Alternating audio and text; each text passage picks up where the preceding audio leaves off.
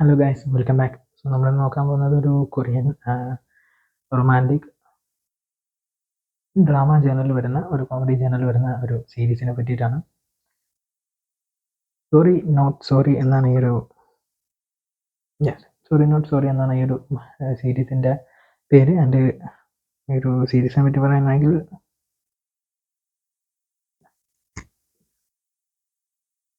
ഇതാണ് ഈ സീരീസ്.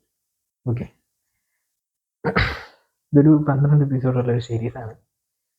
ഈ സീരീസിൽ നമ്മുടെ നായിക, സോ പുള്ളിയുടെ ലൈഫിൽ ഒരു പാർട്ട് ടൈം ജോബും അതുപോലെ തന്നെ ഒരുപാട് സ്ട്രഗിൾസും കാര്യങ്ങളും റെൻറ്റിങ്ങും അങ്ങനെ ഒരുപാട് ഇഷ്യൂസൊക്കെ കടന്നു പോയിക്കൊണ്ടിരിക്കുന്ന ഒരു ടൈമിങ്ങാണ്. സോ ഈ ലൈഫിൽ എത്രമാത്രം സന്തുഷ്ടമല്ല എന്നുള്ളത് മറ്റൊരു കാര്യമാണ്. സോ അങ്ങനെ പോയിക്കൊണ്ടിരിക്കുന്ന നായിക ലൈഫിലുണ്ടാകുന്ന കാര്യങ്ങൾ, എസ്പെഷ്യലി റൊമാൻസ് ആണെങ്കിലും മീറ്റ് ചെയ്യുന്നതാണെങ്കിലും അങ്ങനെയുള്ള കാര്യങ്ങൾ എന്തൊക്കെയാണോ അതൊക്കെ തന്നെയാണ് നമുക്ക് പിന്നെ അതിന് ശേഷം ഉണ്ടാകുന്ന കാര്യങ്ങൾ ഒക്കെയാണ് ഈ ഒരു ഡ്രാമയിൽ പറഞ്ഞു പോകുന്നത്. 12 എപ്പിസോഡും മെയിനായിട്ട് ഇതൊരു ക്ലീഷേ പ്ലോട്ടാണ്, ബട്ട് എങ്കിൽ പോലും 12 എപ്പിസോഡിനും നല്ലൊരു രസകരമായിട്ടുള്ള ഒരു എൻ്റർടൈൻമെൻറ്റ് ഫീലിംഗ് തരാനായിട്ട് കഴിയുന്നുണ്ട്. സോ അതാണ് ഏറ്റവും വലിയൊരു പോസിറ്റിവിറ്റി എന്ന് പറയുന്നത്. പിന്നെ പെർഫോമൻസ് ഒക്കെ ജസ്റ്റ് ഓക്കെ. ഒരു കൊറിയൻ ഡ്രാമ കാണുന്ന ഒരു വ്യക്തിയാണെന്നുണ്ടെങ്കിൽ ഉറപ്പായിട്ടും ഒരു വൺ ടൈം മസ്റ്റ് വാച്ചബിൾ ആയിട്ടുള്ള നല്ലൊരു എൻ്റർടൈൻമെൻറ്റ് തരുന്ന ഒരു സീരീസ് തന്നെയാണ് സോറി നോട്ട് സോറി.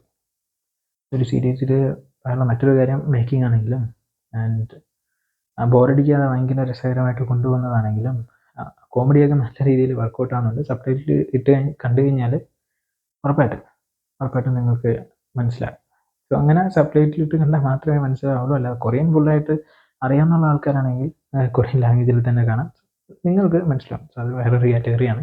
സോ നമ്മൾക്ക് സബ്ടൈറ്റിൽ കാറ്റഗറിയാണ്. സോ നമ്മൾ സബ്ടൈറ്റിലിട്ട് കണ്ടാൽ മാത്രമേ മനസ്സിലാവുള്ളൂ എന്നുള്ള ആൾക്കാരാണെങ്കിൽ എന്നെപ്പോലെ സബ്ടൈറ്റിൽ ഇട്ട് കണ്ടോളാം.